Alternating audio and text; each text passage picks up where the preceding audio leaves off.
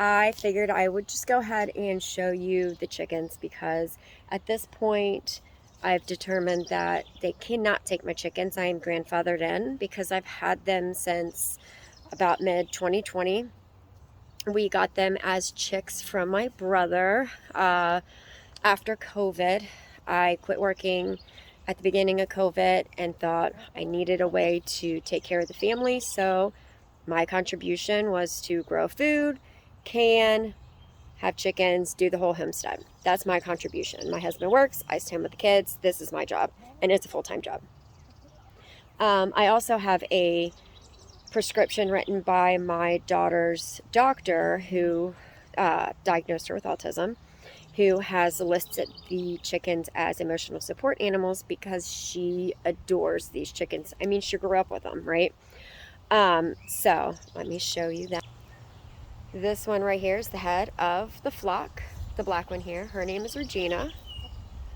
The brown one here, her name is Gretchen. That white one back there is Karen. This one right here is Janice. And then the other white one back there, that's Chick-fil-A. That's because my son had to name his hen Chick-fil-A. Plus, we couldn't name her Katie because my daughter's name is Katie. So, but just real quick, here is the runner that they are in. They are not free ranged. We do not have a rooster. I have their water hung so that it stays clean. I have their food hung underneath the main coop so that it doesn't get wet on rainy days. If it is a sunny day, I will actually put it right here. I'll hang it right there for them. So yeah, my husband made this coop out of skidwood, which is amazing. So we didn't spend a whole lot of money. I'll show you the nesting box. This here is the nesting box.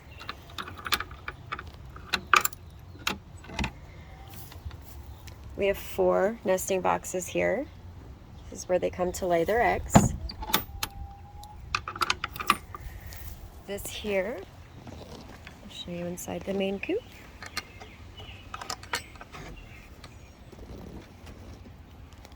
This perch up here, let me see if I can get it. This is where they sleep at night. They sleep up there on that bar. It's really neat.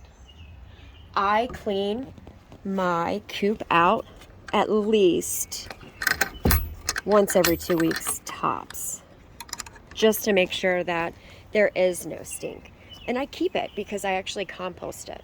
So what I'll do is I'll keep it separate, and I will let it start composting now, and then at the end of the summer I will use that compost to cover my raised beds and let that winterize over the winter. So come springtime next year, I will have a very fertilized raised soil beds. So yeah, so those are my mean girls, if you didn't catch the reference based off of their names. All right, I'm gonna show you my garden.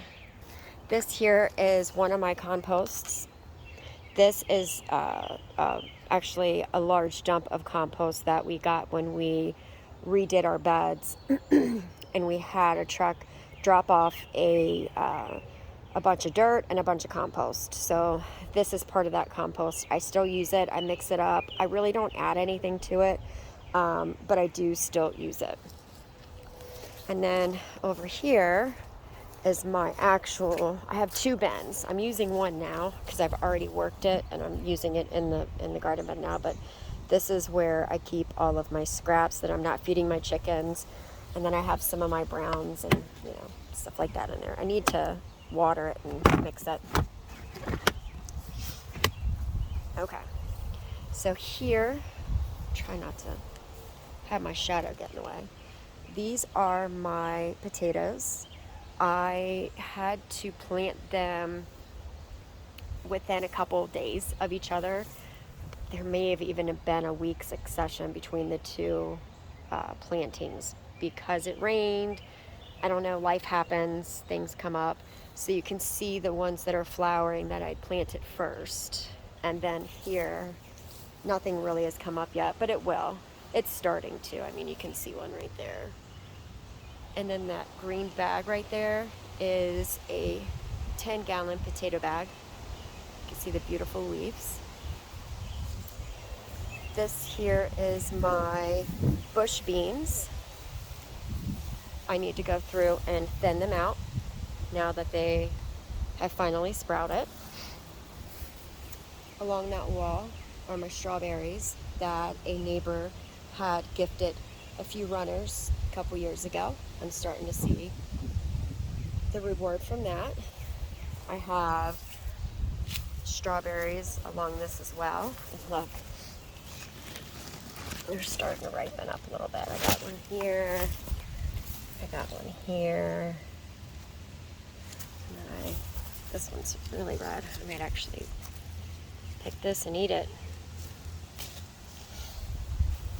Here is my peppermint that another friend gifted me. Here are some beef steaks. These are, I believe, my New Yorkers. Another bed of strawberries because we love strawberries so much. These are my Manitobas. Against the wall here are all of my black variety tomatoes. We don't do a whole lot of slicers because we don't eat a lot of slicers. We do a lot of sauce and salsa. All right, this is my first raised bed. These are pole green beans again. I direct sowed them last week. I need to get through and start thinning them out. I have a couple of New Yorkers here. Not sure if they're gonna make it, but I've got plenty of replacements. So this bed is a mixture of Roma tomatoes, bell peppers. I threw in a couple basil plants at the end. Threw in a couple marigolds to kind of help with pests. I have a couple more Romas. These are a few more of my black variety tomatoes just because they are beautiful and they taste amazing. This is my onion bed. I threw a bell pepper plant in there just because I had a little bit of room. I'm all about utilizing space if I can without taking away from the plant itself. That's a Roma. That is another black variety. This is my garlic bed. I planted these in the fall, so I should be able to harvest them the last week of June, the latest the first week of July. I went ahead and I put some Roma tomatoes in the mix there because when I pull the garlic, I'm going to have a lot of open room. So that's where I'm going to plant my cherry tomatoes or the tomatoes that have the shorter harvest time. So yeah, that's just what I have going on right now. My husband's building me 2 more beds, so I get to figure out exactly what I'm going to put in those beds.